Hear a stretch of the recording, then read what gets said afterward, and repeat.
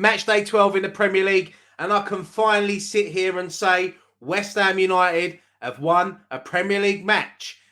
Yeah, I haven't been able to say that since we beat Sheffield United on the 30th of September, but we've done it. It was a lot harder than we thought. West Ham 3, Nottingham Forest 2. Very entertaining game. Well, the second half was, but it was a much needed 3 points for David Moyes, the team, the fans, everyone connected with West Ham. So yeah, let's get straight into the game. As you can see there, the starting lineup. I'll be honest, this is the starting lineup I've been wanting to see for a little while. I said it a few weeks ago that I thought Antonio needed to be dropped. And yeah, when I see this starting lineup come out, I was pleased. Like I think a lot of people that I was speaking to, happy to see that. Kudus, Paqueta, Bowen, up top, Alvarez, Ward-Prowse and Soucek in the midfield. Zuma coming back in at the back. So yeah, it was a very strong starting lineup. And we started the game flying. 1-0 up after 3 minutes. A mistake from Nottingham Forest trying to play it across field. Never go across field. And yeah, Paqueta picked it up and he smashed it outside the box into the bottom corner. Perfect start. Some fans weren't even in their seats and we was already celebrating. But then after that, yeah, it just sort of drifted out. We just couldn't get the first half. We just couldn't get into any rhythm. We was giving Nottingham Forest a lot of space, a lot of the ball. Every time we got the ball, especially in the centre mid, looking up, there was no one looking to drop off and receive the ball in front of them. Paqueta out on the left, Kudus was out on the right, even Bowen was out on the right. It's like we had nothing in the centre, nothing to give their centre backs something to think about. Where I know I said about dropping him, but that is what Antonio is good at, playing on the shoulder of the centre back. So, but yeah, look, a couple of half chances from Nottingham Forest. I've got to say, what a world-class save from Areola. I'll be honest, like a lot of people watching at home and in people in the stadium, I thought that was in. I really did, but no, Areola pulled off a world-class save. Got to be goal of the month, if not contender for goal of the month. Sorry, save of the month, if not save of the season. Brilliant, unreal. But as I said, we allowed Nottingham Forest back into the game just before half-time. Owen, I think that's how you pronounce it, equalised just before half-time. Another great save from Areola, but unfortunately, he was there to tap it in, and we go into the break 1-1. David Moyes, you could see he was very animated on the touchline. Very frustrating first half. Come out second half, he sent the players out a lot earlier than Nottingham Forest, 2 or 3 minutes earlier. So you're just wondering like what's gone on in that change room. But the second half we didn't start off that great. Once again, a lot of nerves from the crowd, and then Nottingham Forest, I wouldn't say it was against the run of play because they sort of deserved it. Elanga put them 2-1 up. Celebrated like he just scored the winning goal in the Champions League final, taking off his shirt, taking off his vest, whatever he had underneath. Bit too early, sunshine. You do that in the 93rd minute. You don't do that in the 63rd minute.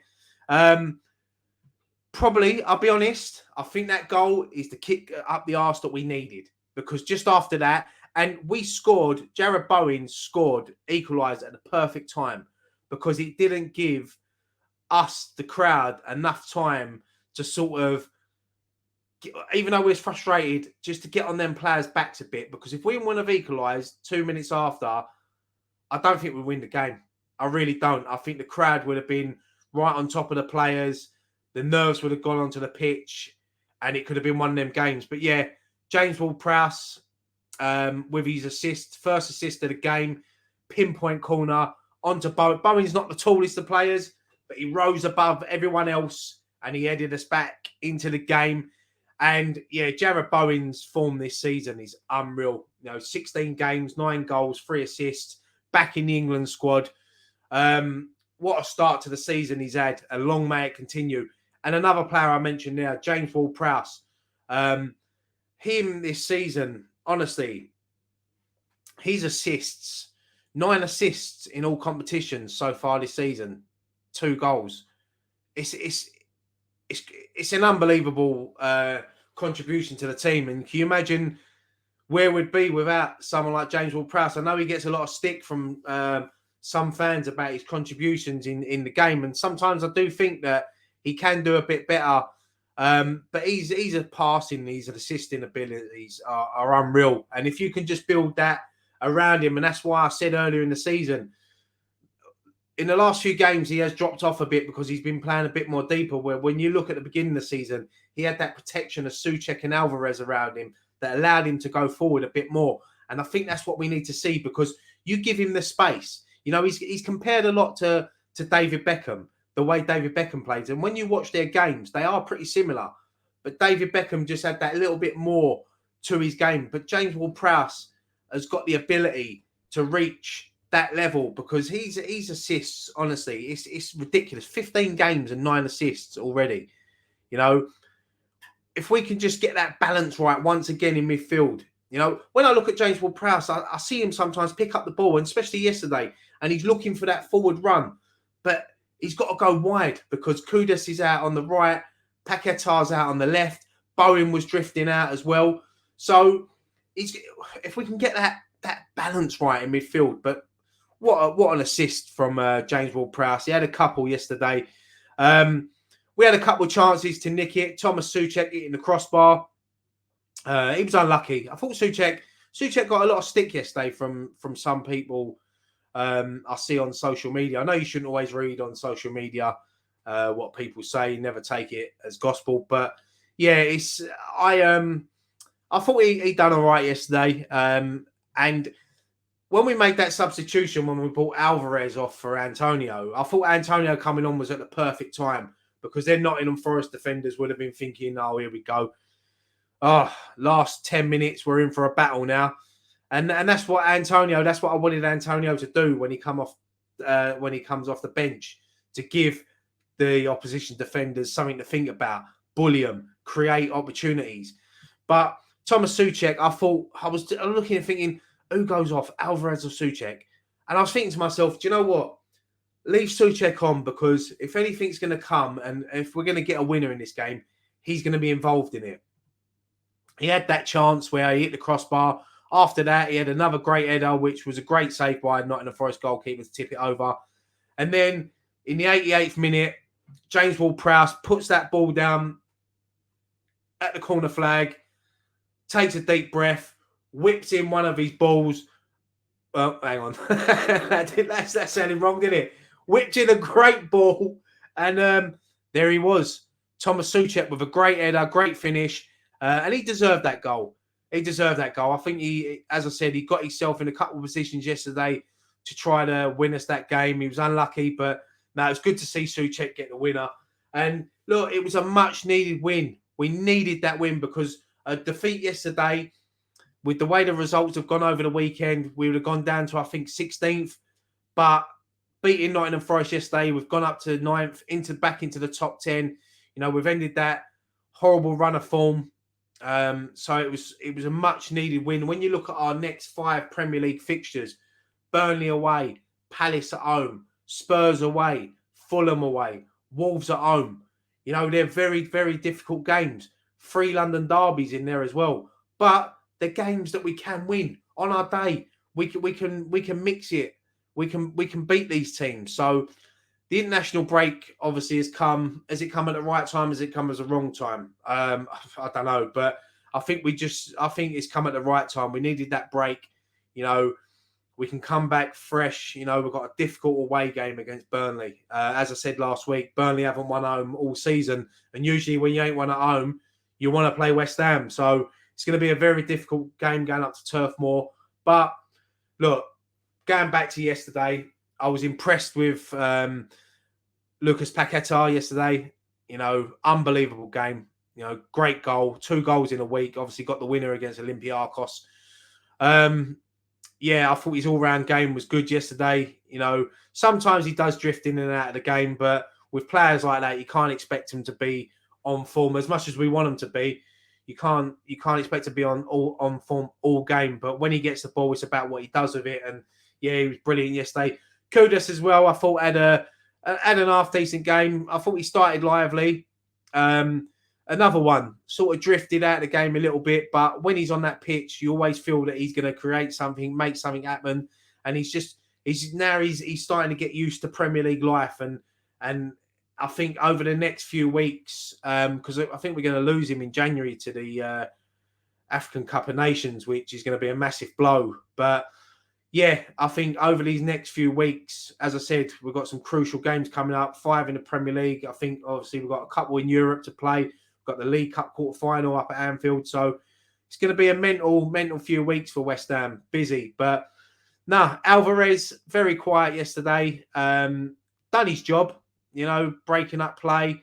Went backwards more than he did forwards. But, you can only play the way you're facing sometimes. So, but yeah, Kurt Zuma, I thought it was good to see him back, but he wasn't at his best yesterday, but he's only just come back from injury. Aguerd, I thought, had a half-decent game. He's crossfield balls. He's got a wand of a left foot sometimes, He's done it a few times yesterday, especially looking out for Soucek on the right. Soucek, up and down all game. I thought he had, once again, I wouldn't say it was his worst game. I wouldn't say it was his best game. It was just a Soucek performance, and he done what we wanted him to do. Emerson once again down the left. I thought he done very well. So yeah, look, the scoreline, people would say flattered Nottingham Forest a little bit. On another day that could have been 4 or 5 if we take our chances. We done post-match pint yesterday, and look, I only see what's gone on, live. I haven't seen all the replays, so yeah, maybe it was a little bit harsh on a couple of players yesterday, but after watching the match of the day last night and the replays and that, and I think we deserved the win, But yeah, as I said, much needed win, and it was good. It's good to be back to winning ways. 2 wins in a week. I said last week when I done this show, 2 wins in a week, 1 in Europe, 1 in the Premier League, and we can go into this international break with a little smile on our face. And there's the smile. I'm smiling. Ryan is smiling. But look, as you know, that was the weekend show. This is the Premier. I do a little Premier League roundup as well. So let's get straight into it. Let's go to the early kickoff on Saturday, which this also put a little smile on my face, not going to lie. Wolves 2, Spurs 1. Spurs going into this game, a lot of injuries, a lot of suspensions, obviously on the back of that 4-1 home defeat to Chelsea. Took an early lead. Brennan Johnson put them 1-0 up, which probably surprised a lot of people.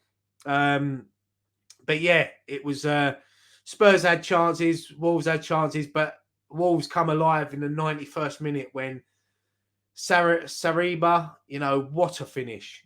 I was talking to a few people about this goal yesterday, and this is football porn at its best. The pass, the control, the finish. The slow motion replay doesn't do it any justice. Look at it in real time. It was a world-class goal. World-class, Mo Salah scores that. Erling Haaland scores that. Sky Sports News are doing a 24-hour show all about that goal. It was beautiful. And just when you think it couldn't get any more beautiful, Spurs give the ball away in midfield, and then Wolves go down the other end. And in the 97th minute, Lamina scores the winner, sliding in, scores the winner. Spurs heartbreak. Wolves are just loving life. Gary O'Neill dancing up and down the touchline, and what a win for Wolves over Spurs. Next up, go to North London. Arsenal with a comfortable 3-1 victory over Burnley. Trossard did put Arsenal 1-0 up just before half-time, put everything on the line, smashed himself into the post. But yeah, he was there to put Arsenal 1-0 up. Burnley equalised just after half-time. Great finish from Brownhill. But after that, it was all Arsenal. Saliba scoring. And then in the 74th minute, Zinchenko scored what I can only describe as, if you watched The Karate Kid, it was a little Daniel LaRusso doing the crane. What a finish, from Zinchenko. And another win for Arsenal. After their defeat against Newcastle last week, their first defeat of the season, they're back to winning ways. Next up, we go to Selhurst Park, where entertaining game. started very lively. You know, Mikhalenko put Everton 1-0 up after a minute. Eze equalised on 5 minutes from the penalty spot. Yeah, and then after that, you know, it was half chances for either team, but then Decore with a great finish put Everton 2-1 up, and then Edouard equalised in the 74th minute. You know, I'm going to be totally honest with you, right? Do you know what? I didn't see the end of of Gillette Soccer Saturday. I watched Match of the Day, and I thought this result finished 2-2. I was convinced it finished 2-2. So I'm watching Match of the Day. Edouard equalises, and all of a sudden, Everton score. They make it 3-2, and I'm thinking to myself, this must be ruled out. Must be ruled out for VAR or something. And it come up full time. Crystal Palace 2, Everton 3. And I was like, whoa, I did not see that result. I just didn't know. But yeah, look, great away day for Everton. You know, they're finding a little bit of form now, pushing themselves up the table. Sean Dyche, you know, starting to get it together for Everton. But yeah, great away day victory for Everton. Next up, Man United 1, Luton 0. This scoreline doesn't tell you the full story of this game. It says 1-0. You probably think it was a lot tighter. It wasn't. Man United dominated from start to finish, had so many chances.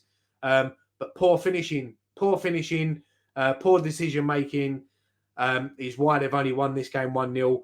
Lindelof with the winner for Manchester United. But look, it's a much needed victory once again for Erik ten Hag, and they're slowly moving up the table. They're slowly closing in on that top four, going unnoticed a bit. You know, they're getting a lot of criticism for their performances in Europe, but their Premier League form ain't that bad. So, yeah, great win for Manchester United.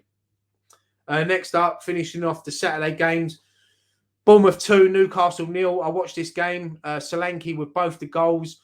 Bournemouth deserved it. Newcastle all over the place. Don't look like the team that they did a few weeks ago. Obviously, Champions League football is taking, you know, injuries as well, suspensions. But yeah, it's not looking great for Newcastle. I did see the incident at the end where Kieran Trippier had a little bit of a thing with one of their fans.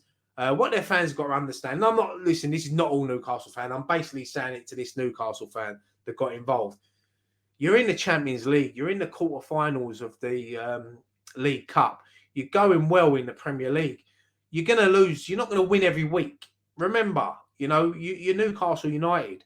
You know, you're going to lose. Think where you was a couple of seasons ago and look where you are now. You'd have given your right and left arm and your legs, everything to be in that position. You know, so just take a chill out. You know, it's not too bad. Bournemouth deserved a victory, you know. So, yeah. Right, we move on now. Move on to Sunday. Aston Villa 3, Fulham 1. Comfortable home victory for Aston Villa. Own goal put them 1-0 up from Robinson. John McGinn put them 2-0 up. Ollie Watkins in the 64th minute. Game over. There was a consolation goal from Raul Jimenez, but Aston Villa's great start to the season continues, and they could be a surprise package this season. Brighton 1, Sheffield United 1. Probably not the greatest game you're ever going to watch. Once again, I think it's a great point on the road for Sheffield United. You know, 1-0 down after 6 minutes. Adingra put Brighton 1-0 up. But, you know, an own goal from Webster gives Sheffield United a point. And I know De Zerbi come out and he said that he's had a bit of a moan, and he's not happy with 80% of the English referees. I was surprised it was that low, to be fair. But yeah, great point on the road for Sheffield United. Liverpool 3-0 home win, comfortable against Brentford. Brentford are they're a mixed team this season. You know, we lost to them last week, 3-2. You know, they're one of them teams that I think they're going to win, lose, draw, win, lose. It's going to be one of their teams this season. But Mo Salah with 2 goals and Diego Jota, comfortable victory for Liverpool at Anfield. And then to round off the weekend, an 8-goal thriller. This was a proper Super Sunday on Sky, wasn't it? 5 goals at the London Stadium, and then eight goals at Stamford Bridge. Chelsea winning 4-1 against Tottenham on Monday, getting another 4 goals, this time against Manchester City. Look, Man City 1-0 up through Haaland. They then found themselves 2-1 down. Goals from Thiago Silva and Raheem Sterling. Yeah, great game of football. Half-time, just before half-time, Akanji equalised, 2-2 at half-time. You're thinking, is it going to get better? And yeah, it did. It did. It was a great second half of football. Man City find themselves 3-2 up again with Haaland. And then Nicholas Jackson equalised. Rodri, you think, gets the winner in the 86th minute. But then Man City ex-player Cole Palmer gets another penalty, seals the draw, 4-4, entertaining game. It's what the Premier League's all about. It's a great game for the neutrals. And to be honest, it's probably a great game for the Chelsea and City fans when they sit back and look at it. That will be a game that will probably be shown further down years in Premier League, great games and that. Yeah, it was just a great way to round off another great weekend of Premier League action. But let's have a quick look at the Premier League table. As you can see, Manchester City going into this international break top on 28, closely followed, only a point in it, by Liverpool and Arsenal. And then Tottenham complete the top 4 on 26. Aston Villa, look at that, up to 5th, 1 point off the top 4. Great start to the season. As I said, look, Manchester United, they are in 6th place. No one's really talking about them, but they're just going about their business in the Premier League. Newcastle down to 7th. As you can see, Brighton, West Ham and Chelsea complete the top 10.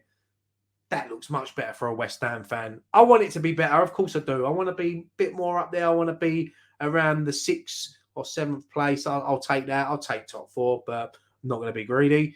As you can see, rest of the table there, bottom 3, Luton, Sheffield United and Burnley complete the bottom 3. As always, top goal scorers, Haaland with a couple this week takes his up to 13th, closely followed by Mo Salah. And there you can see Jared Bowen on 8 goals. Great season for Bowen so far. On the assists, Pedro Neto's still there on 7.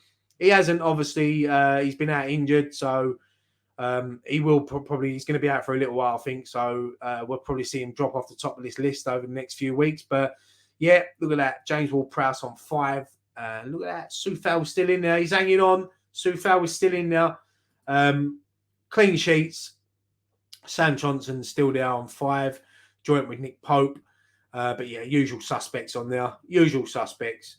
Let's have a look at match day 13. This is after the international break, of course. Manchester City take on Liverpool. What a great game to start the Premier League fixtures after the international break. Then we've got Burnley, West Ham. Come on, you Irons. We need that. We need that win. Luton, Palace, Newcastle, Chelsea, Forest, Brighton, Sheffield United, Bournemouth, and Brentford take on Arsenal in the 5:30 kickoff. Completing the fixtures, 2 games on the Sunday, Spurs versus Villa, and then Everton versus Manchester United. And the Monday night football is Fulham versus Wolves. So yeah, that was it for match day 12. Very entertaining Premier League weekend. Much needed 3 points for my beloved West Ham. Come on, you Irons. Yeah, as I said, international break now. Little rest for everyone.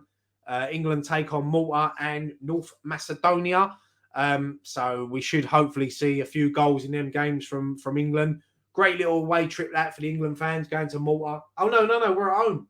We're at home. I think we're at home. I don't know. But yeah, it's England. England have already qualified, didn't we? We're already in there, so we'll be there at the Euros. But yeah, look, thank you so much for watching this week's show. That was the weekend. As always, thumbs up helps the channel out. Subscribe if you ain't subscribed. We should have a bit of content coming up over the next couple of weeks during the international break. So keep following us on this West Ham journey, this channel. We love doing it. And yeah, I'll leave that there. West Ham 3, Nottingham Forest 2. Much needed 3 points. Come on, you Irons.